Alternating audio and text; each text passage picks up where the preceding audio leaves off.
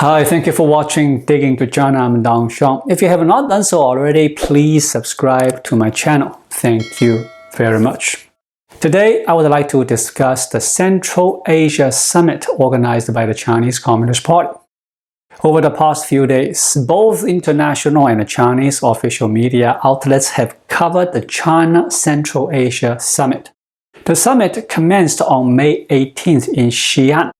According to reports from international mainstream media and the Chinese official media, the impression conveyed to the world is that the summit was a grand, vibrant, and spectacular event akin to a large-scale performance. According to Radio Free International, Beijing made extensive arrangements as Xi Jinping hosted the leaders of 5 Central Asian countries in Xi'an, the symbolic origin of the ancient Silk Road. The leaders convened at the magnificent Great Town Lotus Garden in Xi'an, where they participated in a traditional welcoming ceremony reminiscent of the Tang Dynasty. Xi Jinping engaged in discussions with the heads of state from Kazakhstan, Kyrgyzstan, Tajikistan, Turkmenistan, and Uzbekistan, seated around a colossal round table while maintaining equal distances from one another. The ambience was solemn and enigmatic as Xi Jinping received the visiting leaders akin to how an ancient emperor would welcome foreign dignitaries. In contrast, in a neighboring country of China in Hiroshima, Japan, the leaders of the G7 nations maintained their customary practice of gathering around a significantly smaller table for discussions, fostering an atmosphere of closeness and camaraderie. On Twitter, numerous netizens have placed 2 photos side by side for comparison, emphasizing the disparities. Views differ. The distinction is between developed countries and developing countries, authoritarian countries versus democratic countries. They refuse to acknowledge their own developed status. Who are they trying to deceive by splurging so much money? Is it really true that 20.4% of China's urban youth are unemployed? The banquet at the Central Asia Summit was opulent in every aspect. In the front, there were ancient palace maidens elegantly carrying staffs, while in the back, palace guards proudly held red flags adorned with the character Tong. The venue was adorned with a red palace, red lanterns, red chairs, intricate carvings on beams and painted rafters, as well as magnificent towers and pavilions. It led someone to wonder, did the palace of the first emperor ever exhibit such grandeur and splendor? If you ignore the content of the news reports and only focus on the visual, it gives the impression of resembling Zhang Yimou's impression series like Impression Yunnan, which showcases grand theatrical performances. Western media coverage primarily centers around the summit's content, analyzing China's relations with the 5 Central Asian countries and Russia's perspective on the summit.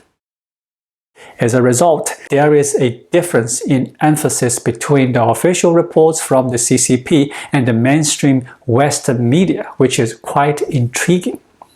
Here are my takeaways. Firstly, the Central Asia Summit left me with the impression of a cultural spectacle rather than a diplomatic event. The most striking aspect of the information and the visuals was the intense crimson atmosphere that permeated the surroundings. The pervasive use of blood-red hues didn't align closely with the authentic Tang Dynasty style, but resembled exaggerated color palettes often employed in Zhang Yimou's films. Furthermore, the main scene portrayals deviated from showcasing the grandeur and the political gravitas of the Tang Dynasty. Instead, they presented a vibrant ambience reminiscent of the inner palace, the emperor's private residential palace. If we approach it from a serious historical perspective, it lacks the solemnity that characterized the governance of the Tang Dynasty and other Chinese imperial dynasties. These dynasties wouldn't rely on a few scantily clad and semi-nude palace maidens to guide and lead foreign dignitaries, as was depicted in this spectacle. Furthermore, numerous internet users have drawn comparisons between the China Central Asia Summit and the G7 summit held in Japan. However, these two events lack grounds for comparison as they differ significantly in terms of their content and impact. Apart from the coincidental timing, there are no resemblance between them. The G7 summit, which involved the participation of major developed countries worldwide, also extended invitations to several prominent developing nations and the representative countries, resulting in a total of 16 heads of state attending. In regard to scale and influence, the G7 summit greatly exceeds that of the China Central Asia Summit. If we were to compare these two meetings, what stands out is how they perfectly reflect the diplomatic calculations of China. What do I mean by that? Over the past 30 years of China's reform, opening up, and development, it was the G7 countries that assisted China. However, the situation has now reversed. The G7 leaders gathered in Japan with the theme of how to restrict, criticize, and condemn China. This signifies a subtraction in China's diplomacy, and it is a significant one. On the other hand, China's diplomatic relations with the 5 Central Asian countries can be seen as an addition. To be frank, in some ways, China's diplomacy in adding to its relationship with Central Asia. However, when comparing the G7 with the Central Asian countries, the disparity becomes evident. While China's addition may be seen as a 10, the subtraction on the other side amounts to 100, vastly outweighing it in magnitude. The impact of Xi Jinping's subtraction is far greater than its addition. Hence, it can be argued that Xi Jinping's diplomatic assets are negative. They are liabilities. Thirdly, China's decision to convene a summit with the 5 Central Asian countries at this specific juncture reveals its unmistakable intentions, which have not gone unnoticed by the global public opinion. The objective is for the Chinese Communist Party to leverage Russia's challenging situation and expand its own influence within Russia's sphere of influence. Al Jazeera even suggests that Xi Jinping aims to marginalize Russia from the Central Asian countries not merely by gaining more influence than Russia, but by entirely pushing Russia out of the sphere of influence in Central Asia. Why does Al Jazeera interpret it in this manner? They argue that Xi Jinping has openly expressed his desire to establish security relations with the Central Asian countries and assist them in enhancing their security capabilities. Previously, Russia bore the responsibility for the security of these nations. China used to exercise caution in military cooperation with Central Asian countries and had to take Russia's stance into account. However, with Putin struggling to address the situation in Ukraine and facing international sanctions, Xi Jinping sees an opportunity. If Russia does not rely on China's discreet assistance, it risks teetering on the brink of collapse. Hence, China intends to consume Russia's traditional interests at this moment. What can Putin say? Consequently, international public opinion generally believes that China's decision to convene the Central Asia Summit at this time and in various respects clearly transgressing Russia's red lines is an intriguing phenomenon. Fourth, let's discuss how the Russians perceive Xi Jinping's decision to convene a summit with the 5 Central Asian countries. The current attitude of the Russians, openly expressed, is one of dissatisfaction, and this is not an exaggeration. The Russians are unhappy with Xi Jinping's moves. However, If we consider the grand scene in Xi'an, some Chinese netizens argue that this is the largest scale diplomatic event in China's history.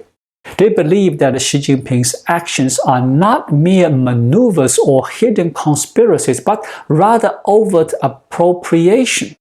It is natural for the Russians to be dissatisfied, and they have shown their discontent through two specific actions. The first action is that on May 17th, the spokesperson of the Russian Ministry of Foreign Affairs made a statement emphasizing the significance of Russia in the Central Asian region. They stressed that weakening the relationship with Russia would have severe consequences comparable to the impact of Western sanctions. The spokesperson also urged both Western countries and other nations, specifically referring to China, to uphold the principles of neighborliness, friendship, and cooperation based on historical ties. It was emphasized that maintaining a strong strategic partnership with Russia is essential. This message serves as a warning not only to the Central Asian countries, but also to Beijing, cautioning against encroaching on Russia's interests in the region. This dissatisfaction expressed by Russia can be attributed to historical reasons, as these five countries were previously part of the Soviet Union and currently rely on Russia for security guarantees. Xi Jinping's proposal to assist them in establishing security cooperation may be viewed as encroaching on Putin's sphere of influence.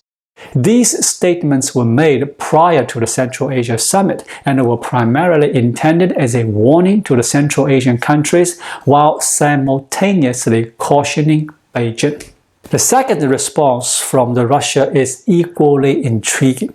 While the official Chinese media has focused on highlighting the close relationship and the vision of a closely knit community with the five Central Asian countries, accompanied by a grand atmosphere reminiscent of Zhang Yimou's style, they have been reticent about disclosing specific cooperation details to the Chinese public regarding the Xi'an Declaration.